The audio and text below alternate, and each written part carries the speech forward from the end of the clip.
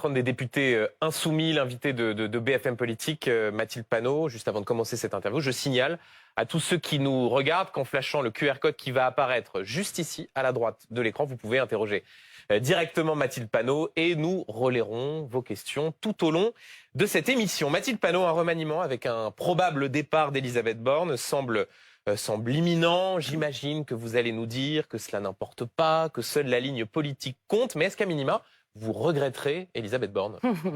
Non, certainement pas. Mais regardez, moi j'ai écouté Emmanuel Macron qui a dit lui-même un nouveau cap dans la continuité.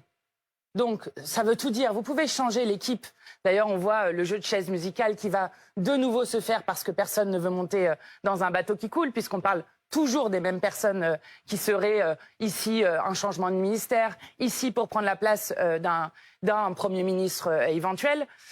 Mais la politique ne va pas changer. Or, ce dont ont envie le peuple de France, c'est d'avoir une rupture. On est quand même dans une situation 7e puissance économique au monde, nombre d'enfants qui dorment à la rue qui est en train d'exploser, un Français sur 3, ça c'est les chiffres du Secours populaire, qui a faim dans ce pays, ce qui est d'une indignité absolue, des enfants qui ratent des millions d'heures de cours parce qu'il y a des professeurs non remplacés, 6700 lits d'hospitalisation complète qui ont fermé juste en 2022. Mathilde Panot, on aura le temps d'aborder ces sujets tout au long de l'émission, mais juste sur le point précis d'Elisabeth Borne. Est-ce que vous nous dites, oui, moi je serais satisfaite de la voir partir, ou est-ce que ça ne compte pas pour vous? Mais non, ça ne compte pas, parce que Elisabeth Borne, on le sait très bien, avait été abîmée par les 11-49-3, par la bataille sur les retraites où ils avaient passé en force la retraite à 64 ans. Et donc, ils ont maintenu Elisabeth Borne le plus longtemps possible pour qu'elle fasse ensuite les 23-49-3, qu'elle passe en force non seulement la loi retraite, mais aussi la loi immigration.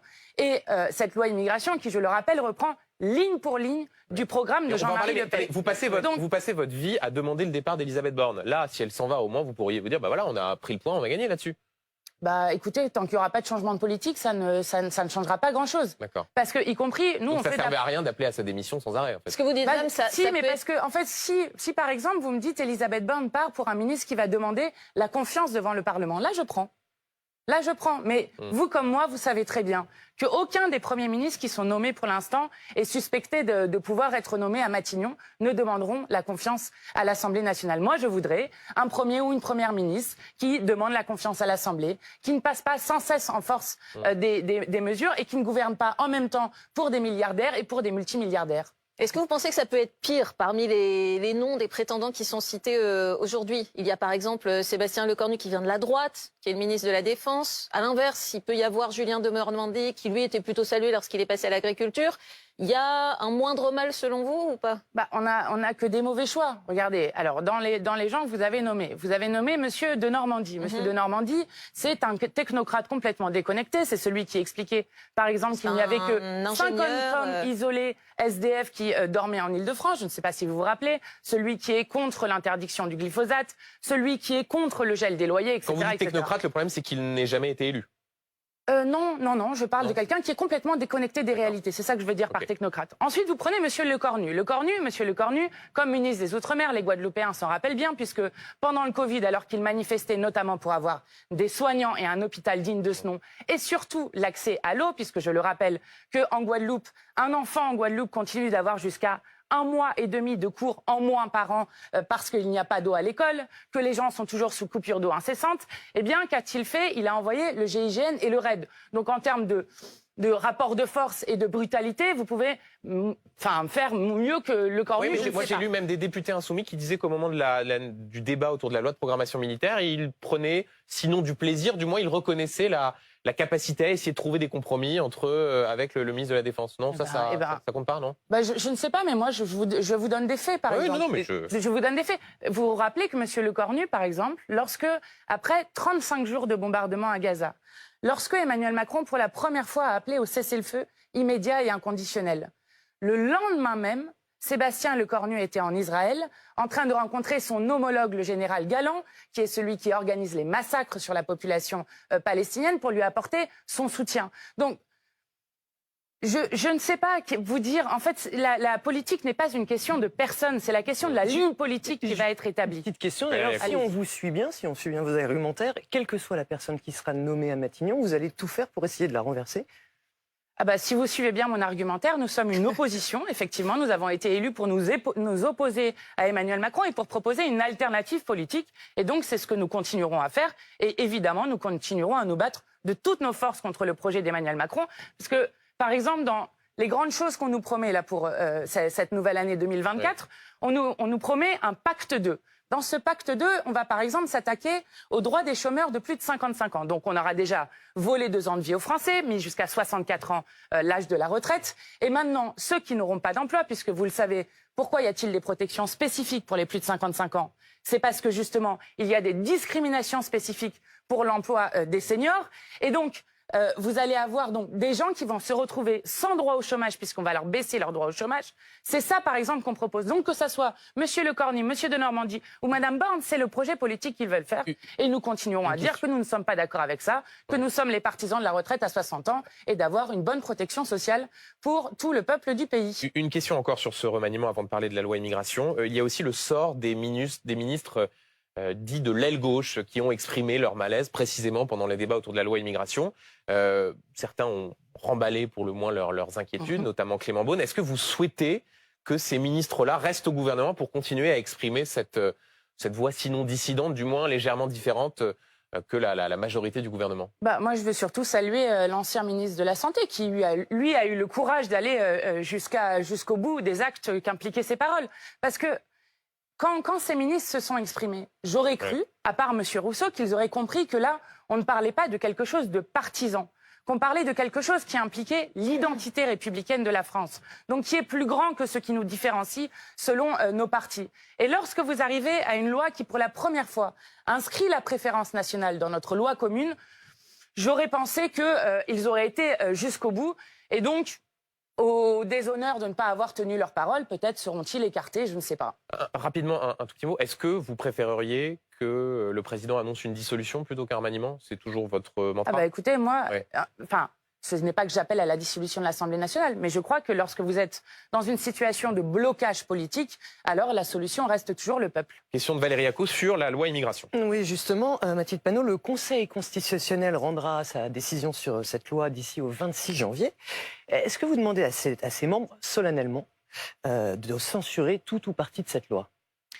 Alors oui, évidemment. D'ailleurs, nous avons déposé un recours devant le Conseil constitutionnel. Il y a des députés insoumis, notamment avec d'autres partis de gauche qui iront défendre ce recours devant le Conseil constitutionnel et qui, je l'espère, censureront un grand nombre de ces mesures. Mais je vais vous dire, quel que soit le résultat du Conseil constitutionnel, nous abrogerons cette loi lorsque nous serons au pouvoir. Parce que cette loi inscrit non seulement la question de la préférence nationale, de la déchéance de nationalité, qui est là aussi... de nationalité qui était déjà dans le droit... Qui est là aussi dans le programme de Jean-Marie Le Pen, qui le fait avancer. Oui, mais c'est vous déjà avez la promesse qui a été faite par Elisabeth Borne de vous en prendre à l'aide médicale d'État. L'aide médicale d'État qui est une politique de santé publique, parce que tout le monde comprend qu'un microbe ne regardera jamais les papiers d'une personne ou d'une autre personne avant de faire son œuvre. Et d'ailleurs, l'Espagne, qui a essayé de supprimer un dispositif similaire, a dû le remettre devant la surmortalité des exilés, mais aussi devant une propagation d'épidémie qui était contraire. Mais alors restons sur l'aide médicale d'État, si vous le voulez bien, une seconde. Ce que dit Elisabeth Borne, c'est donc qu'il y a eu un accord, en tout cas ça faisait partie des conditions de l'accord, de s'engager auprès de la droite de réformer l'aide médicale d'État. Mais personne au gouvernement ne dit qu'il faut supprimer l'aide médicale d'État, personne au gouvernement ne soutient l'idée de la transformer, ce que souhaitait la droite, en aide médicale d'urgence. Ils disent juste, on va prendre le rapport de Patrick Stefanini, Claude Évin, ancien ministre de la Santé socialiste. On va regarder si éventuellement il y a des choses qui peuvent bouger. Par exemple, c'est dans le rapport la proposition de retirer l'aide médicale d'État aux personnes frappées de mesures d'éloignement pour motif d'ordre public, c'est-à-dire ceux qui sont par exemple frappés d'une obligation de quitter le territoire français parce qu'il y aurait eu un trouble à l'ordre public. Même ça, c'est impossible d'y toucher si vous avez par exemple quelqu'un qui a été... qui est un délinquant, de se dire que cette personne-là ne doit plus bénéficier de l'aide médicale d'État? Ne mélangez pas tout vous-même. Je mélange pas tout. Non, mais je vais vous expliquer vous soumets une proposition de rapport. Je vais vous expliquer pourquoi. Si cette personne est sur le territoire français, elle vit sur le territoire français, cette personne dont vous parlez. Oui, même si elle est frappée d'éloignement, donc elle a vocation à quitter le territoire. D'accord, mais elle vit sur le territoire français. Oui. Donc c'est complètement absurde de dire qu'on ne soigne pas cette personne. C'est complètement absurde. C'est comme ça qu'on fait des désastres en santé publique. Lorsque vous avez 3500 médecins qui disent si vous restreignez encore ou vous supprimez l'aide médicale d'État, nous désobéirons, y compris parce que les médecins font un serment dans notre pays qui s'appelle le serment d'Hippocrate de soigner toute personne qui viendrait à elle. Le moindre fait de regarder d'éventuels éléments pour faire évoluer le dispositif, c'est totalement tabou. En fait, moi, je préférerais qu'on étende l'aide médicale d'État. Je vais vous dire pourquoi. Depuis des années, on est en train de restreindre... Je vais vous dire. Ouais. Depuis des années, on est en train de restreindre l'aide médicale d'État. Notamment, on restreint le panier de soins qui accompagne l'aide médicale d'État. Et vous le savez, mais dans l'aide médicale d'État, ceux qui ont droit, qui pourraient bénéficier de cette aide médicale d'État, vous avez un non-recours de 50%. Eh bien, moi, je préférais qu'on s'attaque à son non-recours de 50%, d'autant que vous comprenez bien dans une société que quand vous ne prenez pas les gens à temps, notamment la santé, c'est beaucoup de la prévention, et que vous les prenez lorsqu'une maladie est d'ores et déjà déclarée ou lorsqu'elle est déjà plus grave, eh bien, même en termes économiques, c'est une absurdité pourquoi totale. Alors, Mathilde, pourquoi les Français, quand ce projet de loi a été voté, étaient très majoritairement satisfaits? 70% d'entre eux ont applaudi. Ils voulaient cette loi. Est-ce que vous ne vous sentez pas plus souvent, d'ailleurs, en complet décalage avec les aspirations des Français qui ont des inquiétudes sur l'immigration? Vous regardez le dernier sondage IFOP qui a été fait en décembre. Dans la première préoccupation des Français à 83%, c'est justement la santé. Dans la deuxième préoccupation, néanmoins, si on reste sur l'immigration, de la vie chère. Je disais à 70% d'entre eux, ils étaient satisfaits. Vous comprenez bien que du vote de ce projet de loi. La question d'agiter la question de l'immigré ou de l'exilé dans ce pays est une technique qui est vieille comme le monde, que nous connaissons par cœur. Quelle est sa fonction pour les gouvernants? Les Français ne sont pas inquiets du tout sur l'immigration. Je vais vous dire, attendez juste. Sa fonction pour les gouvernants est de diviser le peuple, tout comme d'ailleurs le racisme a pour fonction de diviser à chaque moment le peuple. Enfin, c'est pas raciste de se poser la question de la façon dont peuvent évoluer les dispositifs autour de l'immigration. Je pense que cette loi est xénophobe. Oui, cette loi est xénophobe. Mais alors comment expliquez-vous? Attendez, parce que je rebondis sur le sondage d'Amandine. Par association, les Français. Le sondage évoqué par Amandine. Je rebondis sur le sondage évoqué par Amandine Atalaya. Même quand on regarde dans votre électorat, il y a certes une courte majorité qui est défavorable à la loi, mais il y a de mémoire plus de 40% des sympathisants La France Insoumise qui sont favorables à cette loi. Ils ne sont pas racistes, ils ne sont pas xénophobes. Quand vous faites réfléchir les gens sur la question migratoire, alors les gens comprennent immédiatement, lorsque vous regardez les chiffres, que la France n'est pas un grand pays d'immigration. Et loin de là. Nous sommes dans les pays d'Europe de l'Ouest, un des pays qui accueille le moins. La plupart des migrations... Mais ce n'est pas une question de ne pas comprendre cette loi. Il faut que tout le monde comprenne, qui nous écoute, que cette loi ne donnera aucun droit supplémentaire aux gens qui vivent dans ce pays. Aucun. La seule chose qu'il fait, c'est s'attaquer aux droits fondamentaux des personnes. Et ce n'est pas juste moi qui le dis, c'est aussi la défenseur des droits. Donc est-ce que comme la patronne de la CGT, Madame Binet, est-ce que vous demandez vous aussi une forme de désobéissance civile?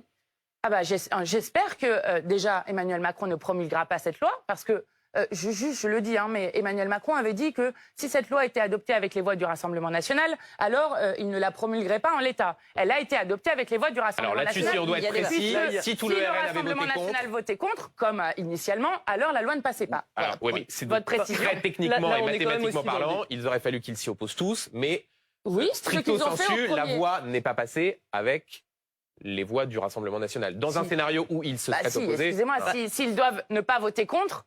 ça veut dire que c'est passé avec les voix du Rassemblement national. Il leur manquait cette voix. Bon, je passe sur cette question-là. Mais ensuite, la deuxième des choses, vous avez d'ores et déjà des départements qui ont dit qu'ils compenseraient et qu'ils ne feraient pas, par exemple, la mesure sur la question des allocations familiales. Je rappelle que les allocations familiales ne sont pas faites pour les parents, ils sont faits pour les enfants, pour que les enfants aient un minimum à vivre, ce qui est notamment dans la Convention internationale des droits de l'enfant que la France a ratifiée. Et vous verrez que nous serons une centaine d'associations, de collectifs, de syndicats qui défileront ensemble le 14 janvier pour nous opposer à cette loi et en demander le retrait. Concrètement, Mathilde Panot, désobéissance civile, qu'est-ce que ça veut dire? On a vu un certain nombre de départements qui ont dit qu'ils pourraient mettre en place ce qu'on appelle des aides extra-légales pour compenser la perte d'un certain nombre d'allocations.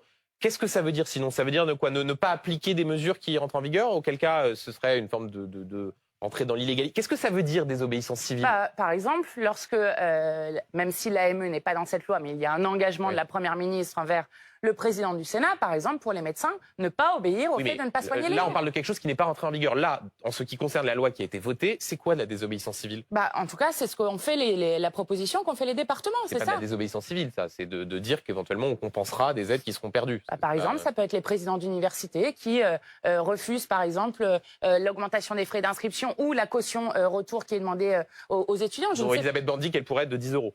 Oui, enfin, du coup, c'est ridicule d'avoir fait ça. Vous comprenez que le signal qui est envoyé au monde, vous savez, la seule chose, lorsqu'on la partage, qui grandit, c'est la connaissance. Et pour le coup, vu les défis que nous avons, nous, notre génération humaine, qui vivons actuellement sur la planète... Vous comprenez bien que c'est la porte ouverte au grand n'importe quoi, parce que ça vaut aussi pour la droite ou pour le Rassemblement national, ou qui peuvent décider de ne pas appliquer la loi quand ça les arrange. De spécifique. Cette loi s'attaque aux fondamentaux de notre République. Je crois que vous ne saisissez pas bien ce qui vient de se passer. La Macronie est prête, visiblement, les Français en non plus, étant minoritaire. Ouais. Mais non, mais les Français sont intelligents. Ah bon, 70% des Français sont favorables à la loi. Oui, on verra ce que ça donne. On verra ce que ça donne. Vous savez, par exemple, la France, parce que ce ne sont pas que les personnes étrangères. Vous savez, quand on s'en prend aux droits des étrangers, généralement, c'est le laboratoire du pire, où après, on s'attaque à tous les droits du peuple. Et je vais vous dire, la France est championne en Europe du nombre de mariages mixtes. Donc ça concerne aussi beaucoup de familles dans ce pays qui vont se retrouver entravées par le fait que lorsqu'ils arrivent... Enfin, donc, il y a un moment, un seuil qui a été franchi. La Macronie était minoritaire et ils ont décidé de passer en force en faisant le marchepied de l'extrême droite, en utilisant non seulement les voix de l'extrême droite, mais surtout les idées de l'extrême droite. Et bien ça, je crois que ce n'est pas acceptable. Question de Valérie Acos sur le rapport de la Cour des comptes. Cette semaine, effectivement, la Cour des comptes a fait un rapport où elle souligne notamment la faiblesse des exécutions des OQTF, des obligations de quitter le territoire français, à peine 10%. Si vous étiez au pouvoir, qu'est-ce que vous feriez pour améliorer ce résultat? Il faudrait respecter la loi, mais nous, on commencerait par régulariser les travailleurs sans papier. Parce que c'est pas la même chose. C'est pas, voilà. On ferait respecter la loi. Enfin, déjà, vous avez un problème sur... Oui, parce qu'il y a quand même d'autres soucis que simplement la loi sur les OQTF. C'est qu'il y a des obligations de quitter le territoire français qui ne sont pas exécutées. Pourquoi Quelle ne est votre sont-elles pas solution? exécutées?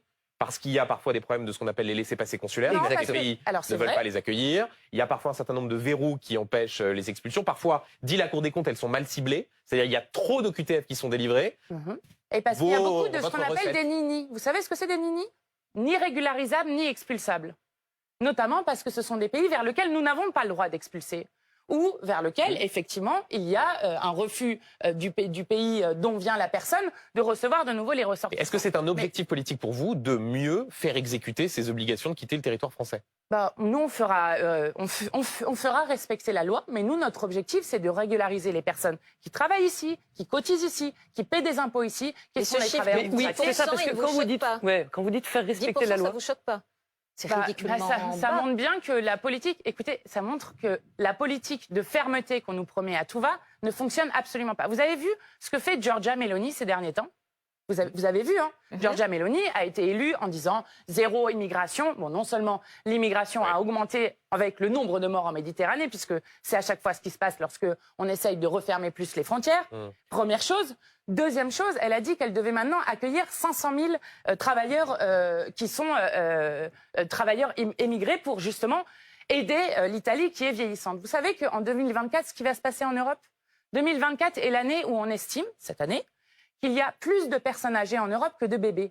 Donc nous sommes un continent vieillissant. Juste avant, donc, la question, ce n'est pas une très courte coupure. La crise de l'immigration, mais la crise de l'accueil. Juste avant une très courte coupure, Mathilde Panot, Gérald Darmanin qui annonce cette semaine qu'un total de 4 686 étrangers délinquants ont été expulsés en 2023, c'est-à-dire une hausse de 30%. Est-ce que vous vous en félicitez? Non, mais enfin, M. Darmanin passe son temps à nous mettre des chiffres comme ça. D'ailleurs, on fait un amalgame à chaque fois.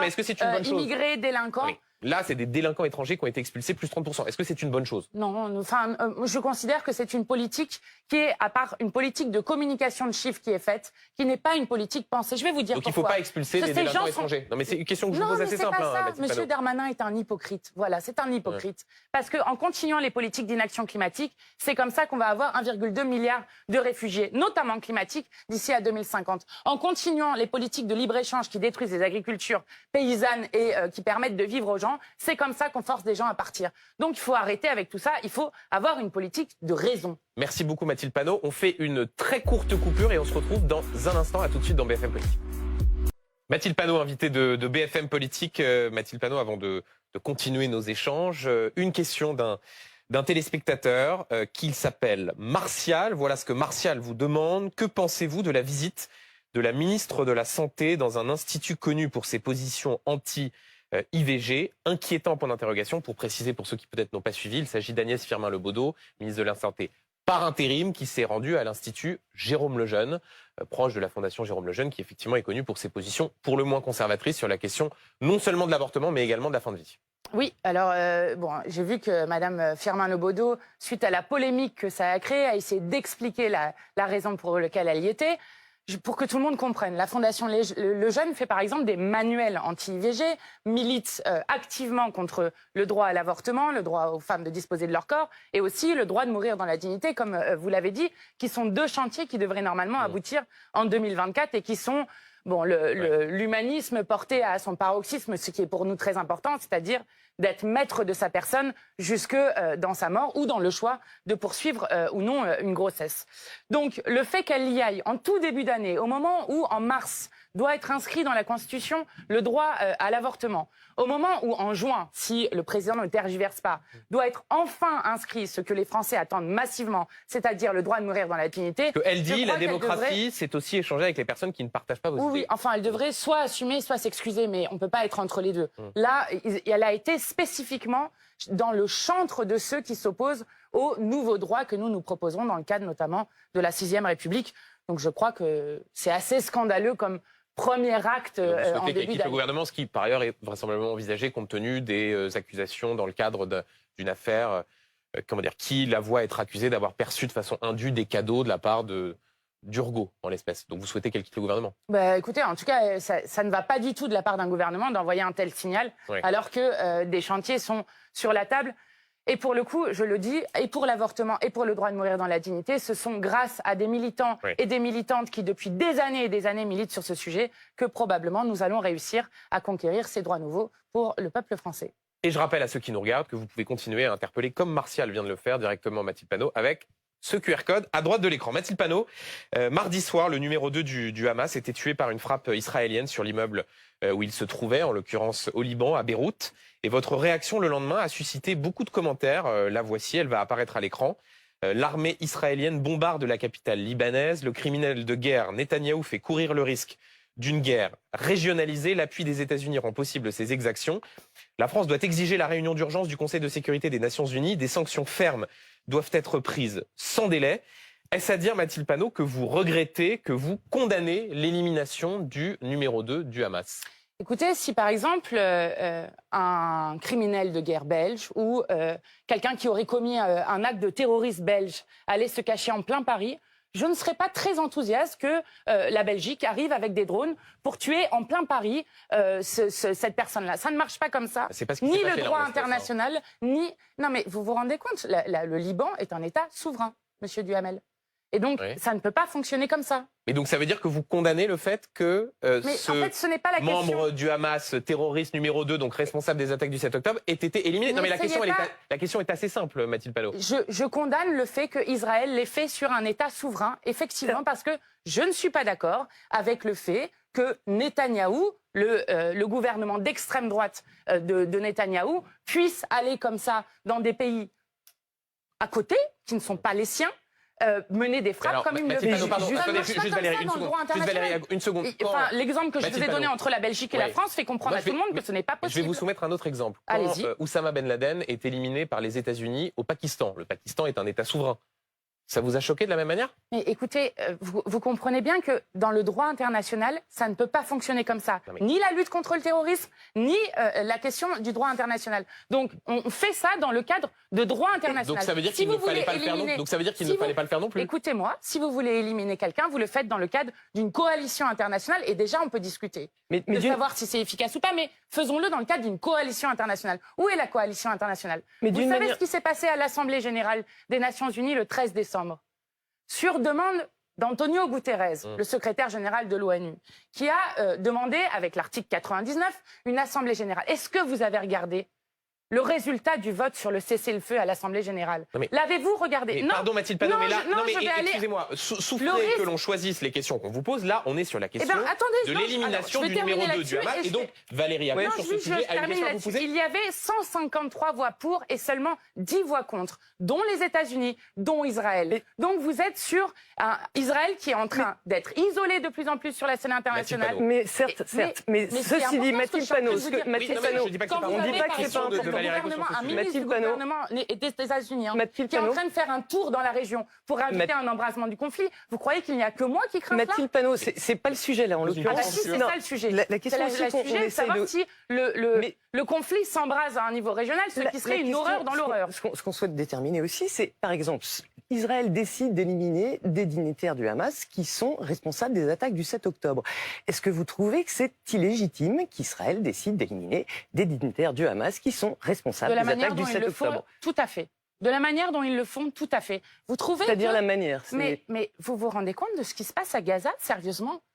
Sérieusement. Mais bien sûr On parle qu'on pas s'en de Gaza, rend on compte. parle de Mais Alors, on parle l'élimination du de conflit le plus dignitaires. meurtrier pour les journalistes parle depuis 30 ans. Tout à fait, mais on parle d'ici à d'élimination. 2024 d'un demi-million de personnes qui pourraient être mortes. On parle de 160 enfants tués par jour à Gaza. Ça, c'est 160 enfants sur ce tués qui se par passe jour. à Gaza, Pour mais donner sur une idée, l'élimination. quand même, c'était 2 enfants par jour dans la guerre en Syrie et c'était 3 enfants Mais donc par vous jour pourriez vous dans féliciter qu'il y ait des éliminations la guerre en Afghanistan. ciblées, mais précisément, ce n'est ciblé. pas ciblé. de Ce dirigeants n'est du pas Hamas. ciblé. Non, Vous là, vous on parle de rendez bien compte on parle de l'élimination. Le numéro 2, d'un- c'était du ciblé. numéro 2 du Hamas. Oui, mais du coup, alors vous nous expliquez donc il y aurait, parce que ça fait quand même des mois et des mois que dans les médias on nous explique que c'est une guerre Israël-Hamas. Ce n'est pas une guerre Israël-Hamas. Est-ce que vous avez entendu ce qui a été dit pendant cette trêve des confiseurs par les responsables israéliens, par le gouvernement d'extrême Absolument, droite? de ministres d'extrême droite qui On dit parlent de déplacer, d'émigration et de voilà, déplacer. ce qui est une violation sur laquelle la France Mais- a d'ailleurs réagi, ce qui est une Mathilde Panot. violation Mais très c'est des grave du sujets droit différents, ça, international. Madame Panot. De même que M. Netanyahou a dit qu'il espérait qu'il y ait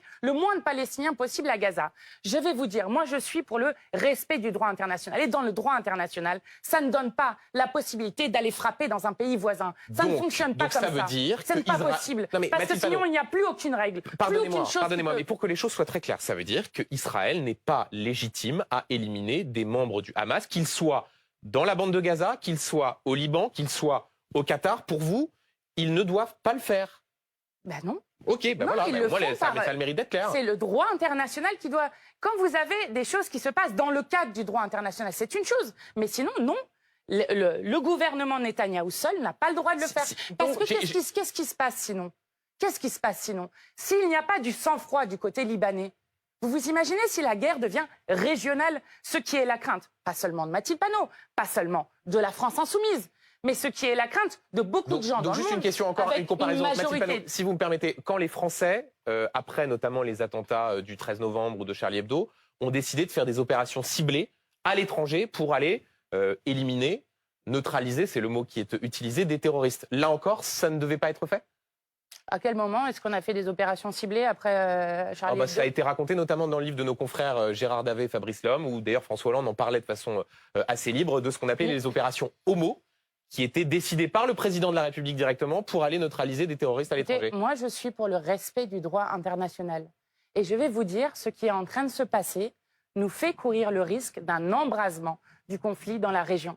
C'est clair, Vous ne répondez pas à ma question, Si, Mathilde Panot. je Sur ne le suis fait pas- de neutraliser je ne suis pas des d'accord terroristes du Hamas. avec le fait qu'on aille frapper le Liban. Je ne suis pas d'accord. Vous avec diriez que le c'est un fait- crime de guerre de la part d'Israël, puisque vous dites par ailleurs que Benjamin Netanyahou est un criminel de guerre. En tout cas, ce que fait en ce moment Netanyahou à Gaza est des crimes de guerre qui sont avérés par l'ensemble des ONG, au point que l'ONU explique aujourd'hui que Gaza est devenu un lieu inhabitable et que la question de savoir comment est-ce qu'on obtient le cessez-le-feu immédiat et inconditionnel est posée au monde Et ce qui entier, pose qui est question foudroyé par ce qui est en parfois, train c'est de se votre- passer à Gaza. Non-volonté ou incapacité à employer le mot de l'autre côté, pour le Hamas. Est-ce que vous diriez aussi Je qu'ils n'ai sont aucune coupables de... affinité, de aucune crimes de amitié guerre. particulière pour le Hamas. Est-ce que ce Et je sont vais des- vous Je dire n'ai pas dit ça, ce qui est en j'ai train pas de dit se ça, passer. j'ai dit est-ce Bien que sûr, ce sont des criminels de guerre, les membres du Hamas. Et ce Mais sont bien des sûr. terroristes. Et par ailleurs, j'espère bien que la CPI, lorsque nous aurons obtenu ce cessez-le-feu, ira à la fois juger les crimes de guerre commis par le Hamas comme les crimes de guerre commis par le gouvernement Netanyahou. Je n'ai aucun problème à dire ça.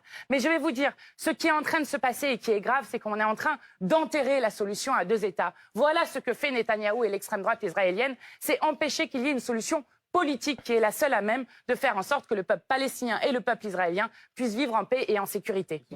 Mathilde Panot, la France et la Jordanie ont annoncé qu'elles avaient livré, et c'est une première, pour la première fois, 7 tonnes d'aide humanitaire sur Gaza. Est-ce que vous vous en félicitez?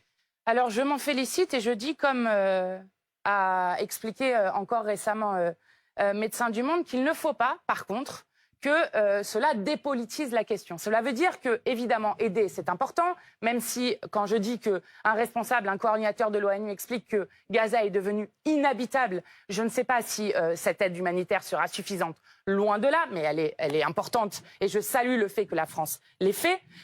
Mais il faut par ailleurs avoir des tractations autour du cessez-le-feu. Et je voudrais vous alerter sur un point. Peut-être avez-vous remarqué, mais au 1er janvier, les BRICS ont été rejoints par 5 pays différents. 5 pays supplémentaires que ceux qu'ils étaient. Ce Les qui BRICS, fait que... pour ceux qui nous regardent, c'est des pays en voie de développement, Brésil, Russie, Inde, Chine, Afrique du Sud. Eh ben, en voie de développement, tellement que maintenant ça représente 40% de la population mondiale avec les 5 pays qui sont réunis, et que ça représente maintenant plus dans le PIB mondial que les pays du G7. Donc il faut se rendre compte de l'ordre international et de l'ordre global qui est en train de complètement se modifier. Et nous avons eu 2 alertes. Je parlais tout à l'heure du 13 décembre. Au moment de l'Assemblée générale, où vous avez d'un côté 10 voix contre seulement cessez-le-feu et 153 pays pour. De même que nous avons eu une autre alerte à un autre moment, qui était celle qui a eu lieu en septembre, lorsqu'il y a eu le G20. Rappelez-vous que lors de ce G20, il y a eu un refus, dans le communiqué final, de condamner de nouveau l'agression russe en Ukraine. Parce qu'il n'y avait pas de consensus autour de ça. Je le dis parce que l'ordre international est en train de changer. Et je crois qu'il est important de regarder cette situation nouvelle. Et le groupe parlementaire, la France Insoumise et l'Institut La Boétie devraient organiser, je crois, une journée sur cette question pour réfléchir à ce nouvel ordre international. Et surtout, pour en revenir, Mathilde, à la manière dont la voix de la France est décrédibilisée dans cet ordre international. Pour en revenir au débat français. La France insoumise est parfois accusée d'ambiguïté vis-à-vis de l'antisémitisme. Et il y a eu un tweet qui, à nouveau, a posé question. C'est celui du député David Guiraud, qui, pour répondre précisément à une accusation d'antisémitisme, a publié une image alors, qui est issue d'une série d'animations japonaises qui s'appelle One Piece. Et il a fait référence au dragon céleste. Pour ceux qui ne connaissent pas, ce sont des personnages qui sont parfois utilisés sur les réseaux sociaux à des fins antisémites. Il a ensuite supprimé ce tweet. Est-ce que David Guiraud a commis une erreur ? Alors non, et je vais vous dire pourquoi. Là, on est en train de parler d'une œuvre qui est mondialement reconnue, connue, qui est lue par des millions de gens. Je vous ressors, par exemple, un tweet de M. Macron. Personne n'accusera d'antisémitisme, j'espère. Il ne parle pas des dragons. Il ne parle pas des dragons. Et par ailleurs, l'image... Il parle de One Piece. Attendez juste. Et juste pour préciser, la photo ou l'image publiée par David Guiraud était en réponse à une accusation d'antisémitisme. Donc, vous pouvez montrer un tweet d'Emmanuel Macron, oui, ça n'a je pas vais vous grand-chose à voir. montrer. Je vais vous expliquer il l'a pourquoi. supprimé, ce qui laisse indiquer un certain regret. C'est une œuvre mondialement reconnue qui n'est en rien antisémite. Par contre, effectivement, il y a une récupération d'une part de l'extrême droite qui en fait une lecture antisémite qui n'est pas du tout ce qui est dans l'œuvre. Nous sommes d'accord. Donc, moi, je dis, il n'est pas possible d'avoir un débat politique et public qui soit emprisonné par les hashtags de l'extrême droite. Pourquoi il a supprimé son tweet? Mais parce que vous avez vu les polémiques qu'on s'était tout le temps. Oui, pourquoi il a... Il ne savait pas que c'était récupéré justement par les courants de droite et d'extrême droite. Justement, c'est ce qu'il explique dans son tweet. C'est probablement la raison pour laquelle d'ailleurs il l'a supprimé, c'est que il ne savait absolument pas qu'il y avait une récupération de l'extrême droite de cette pièce. Mais moi, je vais vous dire, cette œuvre-là ne devrait pas être récupérée par l'extrême droite.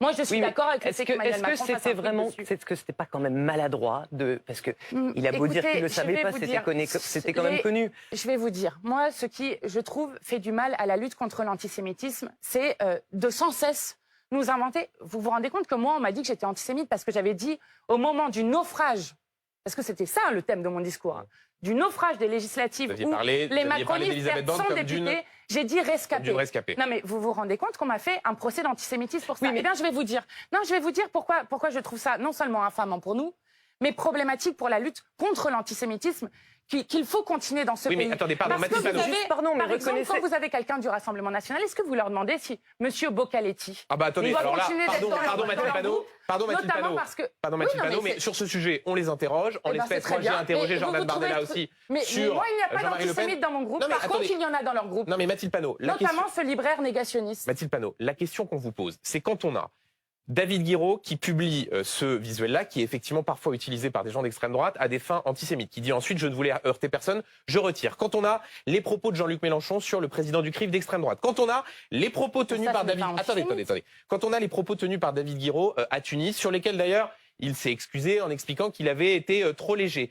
Quand on a encore le refus de qualifier le Hamas de mouvement terroriste, est-ce que vous comprenez que sur cette question d'ambiguïté vis-à-vis de l'antisémitisme, les gens se disent Vous trouvez que l'ONU est antisémite? Non mais rendez-vous compte de ce que vous dites. Mathilde Panot, Le la Hamas LICRA, n'est pas considéré comme une organisation Attendez, quand terroriste Daniel dans le droit Quand Daniel international. Obono qualifie le Hamas de mouvement de résistance, Oui, on ce n'est s'est pas mille une fois forme... expliqué là-dessus. Non, le Hamas n'est pas un mouvement de résistance. Ok, D'accord, vous donc voulez- contrairement à ce donc- qu'elle avait dit. Donc vous ne voyez pas, vous considérez que, comment dire, vous n'avez aucun mea culpa à faire dans la façon parfois de s'exprimer Vous sur savez, ces nous sommes sujets-là? un mouvement humaniste. Qu'est-ce que l'humanisme? L'humanisme est celui qui refuse qu'on trie les gens selon leur religion, leur couleur de peau, leur orientation Pardon, sexuelle. Mathilde Panot, mais reconnaissez qu'il y a quand même une succession, une accumulation. Mais non, il y a c'est- la LICRA qui vous a mise en cause aussi. Et de fait, il y a Je vais une vous dire, interrogation sur... Il y a une infamie qui est mise sur des gens et qui, bien souvent, on l'observe malheureusement dans le monde, est fait notamment lorsqu'on essaye de décrédibiliser les voix, notamment pour la paix. Et je ne suis pas dupe sur le fait qu'on nous fait des procès sur cette question. Donc il n'y a pas des paroles notamment maladroites qui parce doivent que être nous mieux défendons calibrées? le droit des Palestiniens à vivre libre et digne. Mais là, Ça n'a rien à pardon, voir. mais c'est Ouais. pas le même Eh sujet. ben, hein, Oui, mais justement, quand je vous Ouais. dis décrédibiliser les voix pour la paix, rendez-vous compte qu'on a même fait ça à M. de Villepin et on a même fait ça à M. Macron. Donc, il faut arrêter avec ces campagnes qui sont des campagnes infamantes, qui ne correspondent à aucune réalité. Question d'Amandine Et sur je le vais pouvoir juste d'achat. vous redire les mots que Jean-Luc Mélenchon avait prononcés au moment de la marche pour Mireille Knoll, où nous avions été exclus, où il avait dit que chaque juif de France sache que dans tous les villages où il se trouve, s'il est pris à partie parce qu'il est juif, alors il me trouvera toujours à ses Question côtés. Ces mots et nos d'Amandine intentions n'ont Atalaya pas changé. sur le pouvoir d'achat. Il a eu beaucoup d'autres mots après. Sur, en effet, l'inflation de l'année s'annonce mieux, 2024. Au mois de décembre, par exemple, l'inflation s'élevait à 3,7%. Elle pourrait continuer à baisser.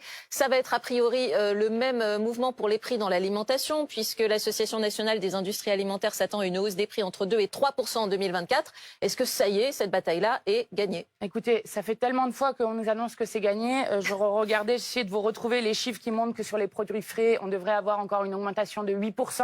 Enfin, nous sommes dans une situation qui est dramatique pour un pays aussi riche que le nôtre. Nous avons appris il y a quelques jours que 100 milliards avaient été donnés aux actionnaires des grands groupes de pétrole, aux actionnaires pétroliers.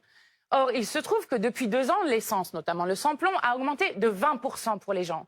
Donc, c'est le FMI, c'est pas seulement la France Insoumise, c'est les FMI, la BCE, l'OFCE qui expliquent tous que l'augmentation des prix est due à l'augmentation des profits. On le voit bien, notamment avec Non, les mais profits. donc sur l'inflation, vous pensez qu'elle va continuer d'augmenter? Moi, à je rebours pense des que scénarios l'inflation, qui vous avez sont un aujourd'hui gouvernement qui n'a dessinés. absolument rien fait à part nous expliquer des pics, tout. Alors, Il n'y a Bruno pas que le Le Maire, gouvernement. si vous Regardez, prenez- Thierry Cotillard dit, le patron du groupement des Mousquetaires, dit dans les colonnes d'Ouest France qu'il y aura des baisses de prix. Bruno Le Maire, il y a quelques instants, vient de confirmer cela. Là, Thierry Cotillard, c'est un patron d'un distributeur qui dit qu'il va y avoir des baisses de prix. Vous ne le croyez pas? Ben, j'attends de voir. J'attends de voir, mais moi je dis juste que nous demandons depuis plus de 2 ans à ce qu'il y ait une augmentation du SMIC, parce qu'il n'y a pas de boucle salaire-prix, il y a une boucle profit-prix, et donc si nous n'augmentons pas les SMIC et l'ensemble des salaires, alors les gens ne s'en sortent pas. Nous avons demandé, ce qui a raté à 6 voix près, l'encadrement des marges pour faire en sorte de faire baisser les prix, ainsi qu'un prix plancher pour les agriculteurs qui n'arrivent plus à vivre correctement dans ce pays. Nous avons demandé des blocages des prix, des taxations sur les super profits qui sont demandés là aussi par les plus grandes instances, et que c'est un gouvernement qui n'a rien fait à part demander, supplier par là, espérer. Donc, excusez-moi de ne pas avoir beaucoup de confiance dans ce qui est annoncé. J'attendrai de voir. En tout cas, ce que je sais, c'est qu'il y a des millions de Français qui ne mangent plus à leur faim, qui n'arrivent plus à savoir comment ils doivent payer à la fois la cantine de leur enfant, leur énergie, leur loyer, et que c'est insupportable dans un pays aussi riche que le nôtre. Un dernier sujet avant de passer aux questions des téléspectateurs. Le monde culturel, mais aussi politique, s'est déchiré sur le cas Depardieu, entre guerre de tribune et propos du président de la République qui ont suscité la polémique. Rappelons que Emmanuel Macron a dit notamment que Gérard Depardieu rendait fière la France. Est-ce que vous pourriez continuer à regarder des films avec Gérard Depardieu, ou est-ce que vous arrêtez?